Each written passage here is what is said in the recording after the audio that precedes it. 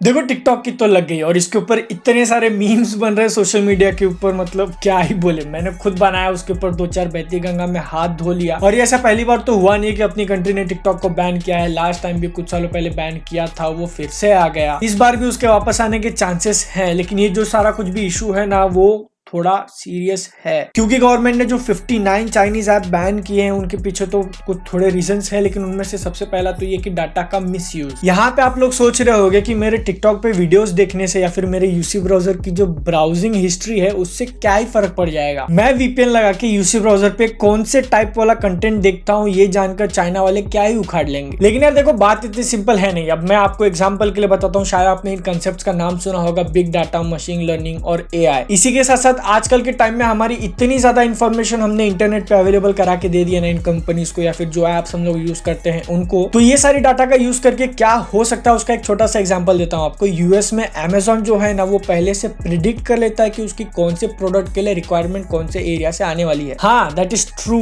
ये कोई मजाक नहीं। अब यहाँ पे अमेजॉन जो है वो तो अपने प्रोडक्ट सेल करने के लिए ये सारी चीजों का यूज कर रहा है, लेकिन अगर कोई चाहे तो फिर वो ये सारी चीजों का मिसयूज भी उतनी ही अच्छे तरीके से कर सकता है। अभी एक बहुत रिसेंट एग्जांपल आया था हमारे सामने, कैम्ब्रिज एनालिटिका। तो ये जो कुछ भी डाटा हम लोग प्रोवाइड करते हैं ना इन सारी कंपनीज को, अगर उनमें से किसी का भी इंटेंशन अच्छा नहीं रहा तो फिर वो लोग इसको यूज कर सकते हैं पीपल का माइंडसेट चेंज करने के लिए। अभी ना यहाँ पे आपको बस एक छोटा सा एग्जांपल देता हूँ। अभी कौन सा कंट्री ले लो, एक एग्जाम्पल के लिए बस ले रहा हूं चाइना। उनके पास अगर किसी राइवल कंट्री के सिटीजन्स का हद से ज्यादा डाटा आ गया ना, तो फिर वो ये सारी टूल्स को यूज करके वहां के लोगों का माइंडसेट चेंज कर सकते हैं। आज के टाइम पे भले ही वहां के लोग चाइना को हेट करते हो, लेकिन कुछ सालों बाद सिचुएशन बदल सकती है। आज के टाइम पे आप ऑनलाइन क्या करते हो, आपको क्या चीज पसंद है, क्या चीज नहीं पसंद है, वो सबका ध्यान रख के वो लोग धीरे धीरे करके अपनी इमेज इंप्रूव कर सकते हैं वो अपोजिट नेशन के सिटीजन्स में। क्लियरली बोल देता हूँ कि ये मैंने यहाँ पे सिर्फ एक एग्जाम्पल दिया कि ये जो सारे कुछ टेक्नोलॉजीज है ना, उनका यूज करके क्या से क्या किया जा सकता है। अब यहाँ पे एक पॉइंट तो ये भी निकलता है कि सिर्फ चाइना की एप्स क्यों, बाकी सारी कंट्रीज के भी एप्स हैं, वो लोग भी डाटा यूज करते होंगे। तो हाँ, वो लोग भी अपना डाटा लेते हैं और उसको यूज जरूर करते हैं, लेकिन उनमें से जो ज्यादातर एप्स है ना, वो उस डाटा का यूज इसलिए करते हैं ताकि वो हमको ज्यादा एड्स दिखा सके, ज्यादा पैसे कमा सके, ना कि कंट्री के अगेंस्ट कोई क्राइम करना है। लेकिन ये जो 59 एप्स बैन किए ना, उसमें से सबसे बड़ा फोकस टिकटॉक पे इसलिए गया है क्योंकि उस सारे लॉट में से टिकटॉक तो सबसे बड़ा है डेफिनेटली। लेकिन ये जो टिकटॉक है ना, उसके लिए इंडिया का मार्केट भी बहुत ज्यादा इंपॉर्टेंट है। और क्योंकि टिकटॉक का नाम अपने यहाँ पे पहले से ही खराब है, और अभी थोड़े महीनों पहले जो कुछ भी कांड चालू था इंटरनेट पे, उसके कारण और ज्यादा खराब हो गया है। तो इसके कारण लोग टिकटॉक के बारे में बात कर रहे हैं, उसका मजाक तो उड़ा ही रहे हैं। लेकिन अभी जो मैंने थोड़ी देर पहले बोला कि कैसे ये एप्स जो है वो अपने बारे में डाटा लेके अपना परसेप्शन, अपना माइंडसेट चेंज कर सकते हैं, उसका एक एग्जांपल देता हूँ टिकटॉक के जरिए। अब टिकटॉक जो है ये कोई सीक्रेट नहीं है कि वो लोग क्रिंज कंटेंट और उनका जो एल्गोरिदम है वो उसी टाइप के कंटेंट ज्यादा प्रमोट करता है। और अगर यही चीज ऐसे ही चलती रहेगी ना, तो फिर लोगों का परसेप्शन क्या बनेगा कि उठो, कुछ भी मेकअप करो, कुछ भी, मतलब कुछ भी एकदम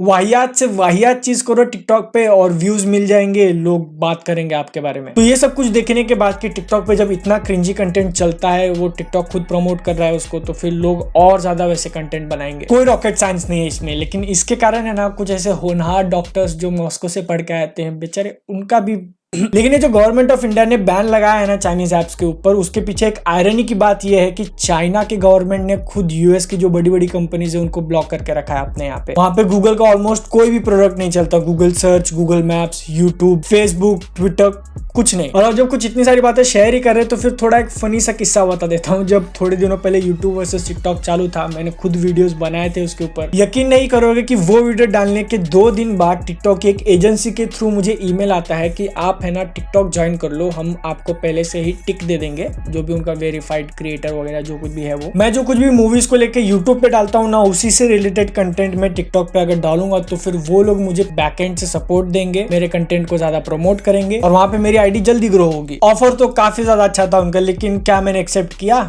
नहीं, क्योंकि देखो मजाक में ही बोल रहा हूँ, लेकिन इतने भी बुरे दिन नहीं आए कि टिकटॉक पे जाके वीडियोस बनाओ। हाँ, अगर यूट्यूब वगैरह सब बंद पड़ गया और यहाँ से खुद का घर चलाने के लिए भी खर्चा नहीं निकल रहा, तो फिर मजबूरी में जाना तो पड़ेगा, टिकटॉक अकाउंट खोलना पड़ेगा, वहां पे भी वीडियोस बनाने पड़ेंगे। लेकिन अभी वो दिन नहीं आया है, फ्यूचर में आ सकता है, क्योंकि भले ही टिकटॉक अभी बैन हो गया हो, लेकिन गवर्नमेंट ने 48 आवर्स का टाइम दिया ये सारी 59 एप्स को कि वो लोग जस्टिफाई करे कि उनको बैन क्यों ना किया जाए। थोड़ा बहुत क्लैरिफिकेशन के लिए उनको मौका दिया है, और ये जो चांस है ना वो टिकटॉक यूज कर सकता है वापस आने के लिए। तो इसके भी पॉसिबिलिटीज हैं कि टिकटॉक फिर से अनबैन हो जाए, मतलब उसको बैन से हटा दिया जाए। अगर अभी नहीं आया तो फिर जब ये इंडिया वर्सेस चाइना कंट्री में जो थोड़ा बहुत टेंशन चल रहा है वो खत्म होने के बाद और ज्यादा पॉसिबिलिटीज बढ़ जाती है कि वो वापस आ जाए। अगर मान लो तभी भी नहीं आया, उसको परमानेंटली बैन कर दिया, लेकिन फिर भी आप VPN यूज करके टिकटॉक चला सकते हो। तो अगर आपको टिकटॉक इतना ही ज्यादा पसंद है तो हाँ, आपके सामने कोई ना तो कोई रास्ता अवेलेबल हमेशा रहेगा। लेकिन यहाँ पे ना एक क्वेश्चन खुद से पूछना इंपॉर्टेंट ये है कि अगर गवर्नमेंट ने उसको आगे चल के बैन से हटा भी दिया